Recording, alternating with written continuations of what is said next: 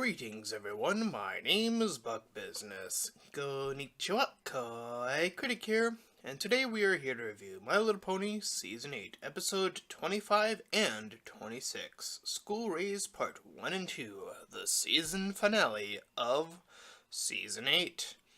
And yes, we actually do have notes this time, surprisingly enough. We just got extraordinary lucky is all.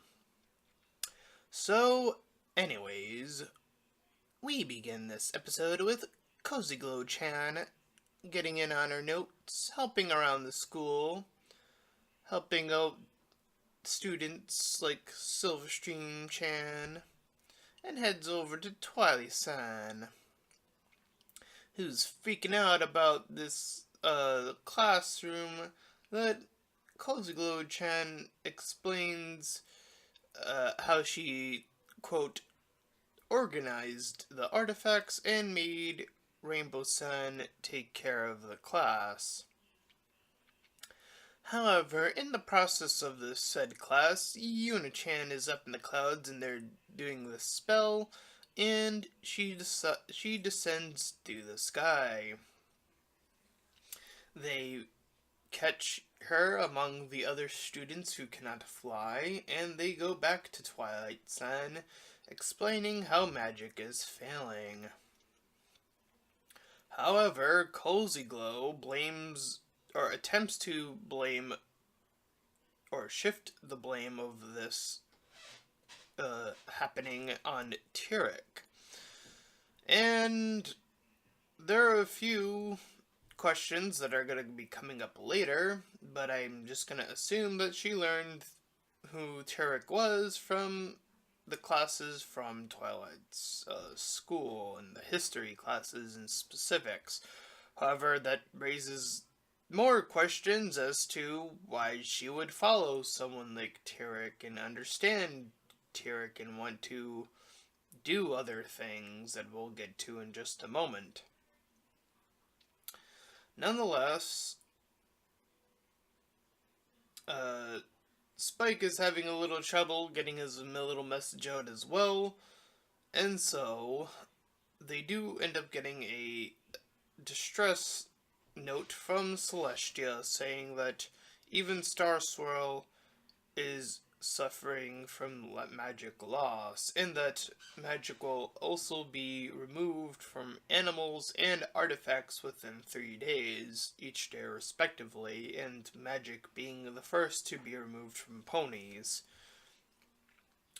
So the whole Tyrek thing gets brought up again, and that leads them, the main six, to go off and check in on Tyrek, while she, that being Twilight, once again puts Starlight in charge.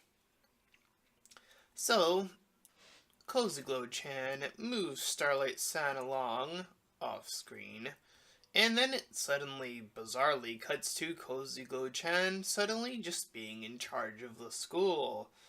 Nonetheless, the student six start to question her.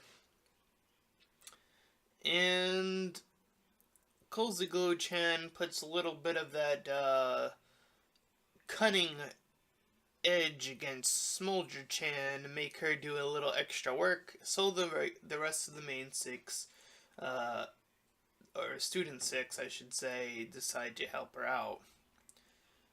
Meanwhile, the main six are having their own rough troubles with magic depleting, and if stuff is raining and the environment is just awful because they're losing their magic, I'm assuming. So Rainbow San helps them out with the little cloud. Anyways, we cut to Sambar-kun, who hears these three ponies talking about how Cozy Glow Chan is the best teacher ever, and how they want her to stay in charge. So, the others are discussing, and Smolder Chan is not having any of it. She's like, this pony's up to no good. thus proceeding with Yono-chan seeing Cozy Glow-chan sneak around, so they decide to follow her. But before we can get on any further with that, we cut back to the main six getting to the door to Tartarus. From there, Spike conveniently pulls out an item that Cozy Glow apparently gave to them. And once it is placed and the door opens, the item breaks. They all glance at a cockatrice, which is a animal in which if you look at it, you apparently would turn into stone. However, in this case, they don't. Thus, in proceeding, they assume that the animals have also already have lost their magic. Preceding this is Cozy Glow confronting Naysay. Now, to this episode's credit, I do think that this was one of the episode's better decisions, and that's having Naysay not appear to be related to Cozy Glow in any way, shape, or form. In fact, Naysay can't believe that she was the one put in charge, and wants to place himself in charge of the school. But Cozy Glow wants nothing to do with that. Meanwhile, Cerberus guides the main six to Tyrek, and it cuts right back to Naysay, who throws away the remaining creature files. And just so happens that the student six see the both of them and see that this is happening. He catches on to them and uses his amulet to lock them up. But Sambar speaks up, and somehow, in some way, his acting has severely improved and he's able to get his way out of this scenario.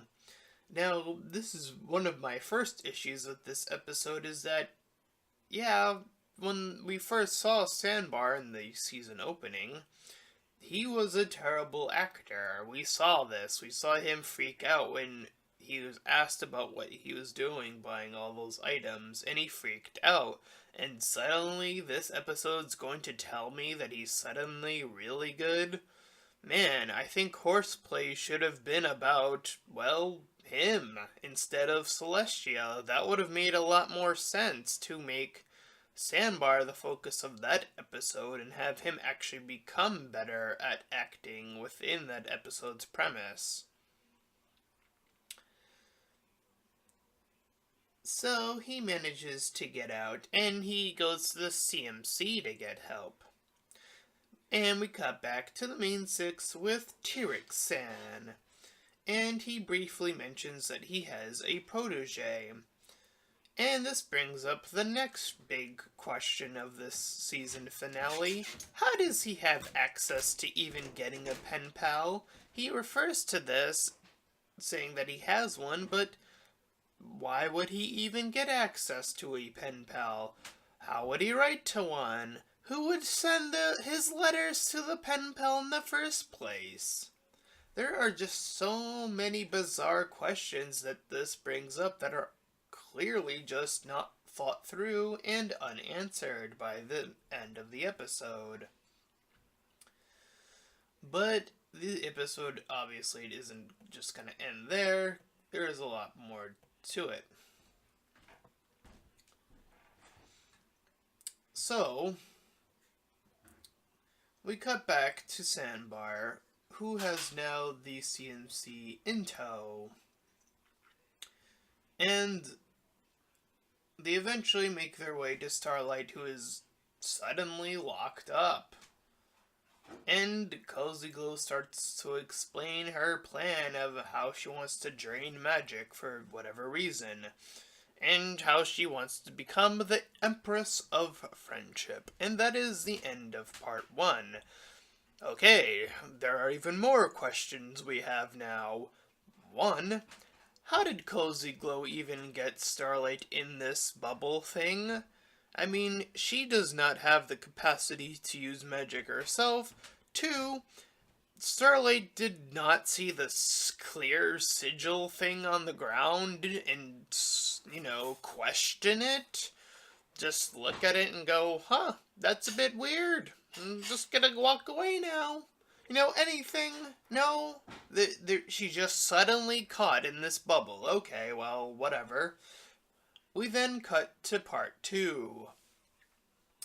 So, Twilight-san hears the name simultaneously and knows that Kozugo is suddenly the one behind this.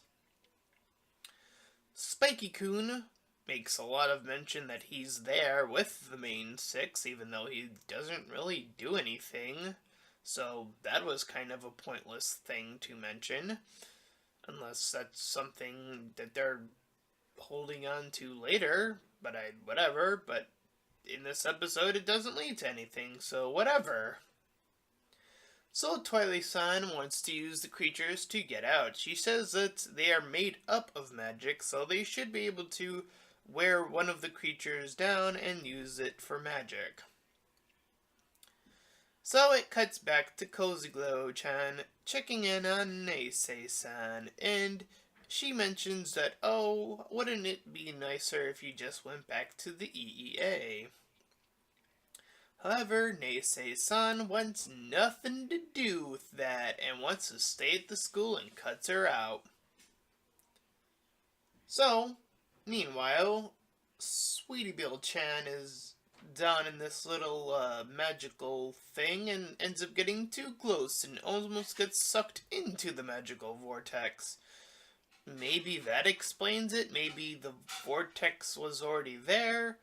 But then that would add in another question of why would Starlight even approach a magical vortex and get sucked into it by purpose? That seems kind of stupid. So, Sandabar-kun explains everything that has been happening up to this point.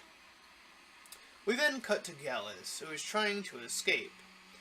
And in the meanwhile, Yuna and Silverstream both trust Sandbar while the others are saying that he has betrayed them, and then he manages to indeed come back.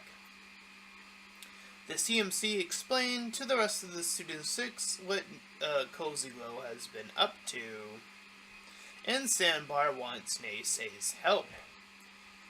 So,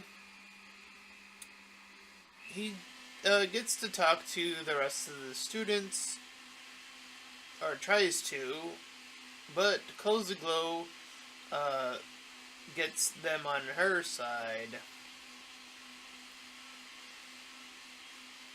That being Neisei, that is. So Kozugo uses his past that they're aware of, that being him trying to shut down the school, to turn the students against him, so they lock him up. So the Student 6 gets stumped into trying to figure out in what way they can help. And in the meanwhile, she throws away the artifact and explains that she wants to be in charge of the school. So, as soon as she gets out of the room, the CMC claim that they want to help her. And while that's going on, the Student 6 actually do help out Neisei. He then proceeds to explain how his artifact works and what it does, and then heads off. So, the main 6 get Cerberus down, they get Tyrek-san to celebrate temporarily, but then they use his words against him, and he finally sees how blind and stupid he was, realizing that he would be stuck with the main 6 forever. And Pinky-san insists on going a little crazy on Tyrek-san in order to get him to help even more. So, Kozugo-chan wants the CMC to clean up, but then she ends up just locking them up in the room instead. And the Student 6 end up where Starlight-san is, and they all go to their respected artifacts. But also conveniently, Cozy Glow Chan brings the rest of the students down there to catch the Student 6 in the act of saying the perfect miswording ever. Thus, the students there now don't trust the Student 6. So, the main 6, while that's going on, use the inner monster magic to get out, but they claim that they are too late. So the Student 6 try to place the blame back onto her, Cozy Glow Chan of course, and she blames them and the students take her side and they get grabbed. Gallus-kun is one of the first to fall into this magical vortex orb thingy, and then the others start to get sucked into by trying to help him out. And the students start to see this and start to wonder, like, that's a bit weird that these creatures that were, supposedly up to this would help each other or whatever. So, Cozy Glow, in an attempt to get the students to remain on her side, says that the elements aren't always useful. However, the Student 6 begin to glow with a magical energy and grab the artifacts when they get out. And thus, magic is suddenly restored to the rest of Equestria. Cozy Glow gets mad and tries to get outside, but the main 6 appear in front of her, and all seem extremely disappointed, especially Twilight. Disappointed in that Cozy Glow did not understand the difference between wanting this power of friendship and what that actually means. So, Cozy Glow tries to flee some more, but is then blocked off by several other students, the actual royalty of Celestia and Luna, and Nace as well, and then is finally cut off by the guard. So, we cut to Nace being happy for Twilight and saying that he is assuredly happy that she is running with school once again. We then see that Spike is handing out diplomas to the Student 6 for this pretend graduation, but it all ends up being that they are not ready to do that. In the process, Nace apologizes to the creatures for assuming that they were the ones behind this, and suddenly his racism, disappears, And in an attempt at comedy, the CMC finally escape the closet. So Celestia claims that there will be no more trouble coming from Cozy Glow Chan from where she will be going. We then bizarrely cut to Tartarus of all places, where Cozy Glow gets placed right next to Tyrek, and the last thing she says is, "Do you want to be friends?" And that is where the episode ends. And there are quite a few issues with these episodes. Another big issue that I wanted to reserve until the end of the recap is this. We don't see Cozy Glow do anything evil in this entire 2 parts. Nothing she does is evil. Yep, that's right. The villain of this season finale isn't the villain, because we never see her do anything evil. Let's go down the list. She apparently moved the artifacts. She didn't steal them, so there's no crime there. She somehow got Starlight in that orb. She put away a criminal. Starlight technically is a murderer, so there's no crime there as far as we're concerned. Sure, she talks about stealing away the magic or whatever, but we never actually see her do that, do we? No, we don't. because it's all cut away from or already done. So for all we know, that could all be just unnecessary fluff, and we can just accept the fact that, again, Cozy Glow technically didn't do anything wrong. Her want more friends than Twilight. Again, there's nothing evil in that either. In fact, I almost kind of feel bad for Cozy Glow Chen with that last explanation of wanting more friends than Twilight-san. Oh my goodness! She's just the equivalent of a small YouTuber wanting more subscribers like us! How is that evil? Again, we don't see her do anything else evil in this season finale, so again, what evil did she commit in this season finale? There is none! There is literally none! Now let us compare this to, well, ironically enough, Tyrek. We see Tyrek pull away magic from ponies. We understand what level of threat Tyrek is because, again, we see him actively take away magic from ponies.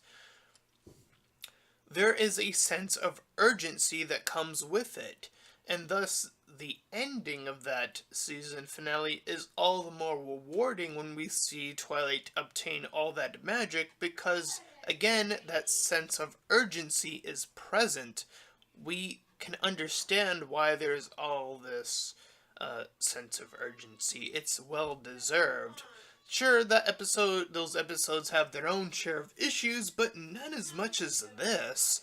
This just has too many gaps in it and it just doesn't make any sense. Now, we do attempt to applaud My Little Pony and the writers for at least trying to write a very clear ending that is meant to and designed to be a sort of like a cliffhanger, as it were. But again, the two episodes we see still has too many gaps in it and it just doesn't make any sense. There's just too many cutaways, and there's just not enough actually happening with Cozy Glow for us to definitively say she is even a villain. And out of all the places to send her, you're going to send her next to Tyrek, even though they got the information, the main six, got the information from Tyrek that this was all Cozy Glow's doing. And they are just satisfied with getting to know that he's been sent to Tartarus? Really? Unless they weren't told, and it was kept vague from the main six, I mean, that is... But then that makes Celestia look like a very bad person then. I'm sorry, but there's just too many mistakes here. It's just baffling. Anyways, that is our review of these two episodes and of the season finale. It's definitely not the strongest. It definitely has some of the biggest questions that are just unanswered, and these questions are not questions we should be asking. I mean, there are definitive plot holes here that just don't make this episode fit in any way, shape, or form. Or I should say episodes. But again, that is our review of Season 8. I can't say that I am surprised that the last two episodes of this season weren't that very strong, considering that Season 8, in an overall sense, hasn't been particularly strong. In fact, we've come to the conclusion that Season 8 is among the worst of the seasons. So, Season 9, which has already been confirmed, has a lot to live up to right now. It has a lot to rebuild. But we will be doing a part where we talk about what episodes we want to see in the last season, if that really is the last season. They have said that it is the last season, so that is what we are going to say of My Little Pony. But again, that's just our thoughts and feelings on this episode. Stick that ting tong tori! And if you like this review, then please feel free to like, comment, and subscribe. Until next time, everyone, farewell. Bye-bye!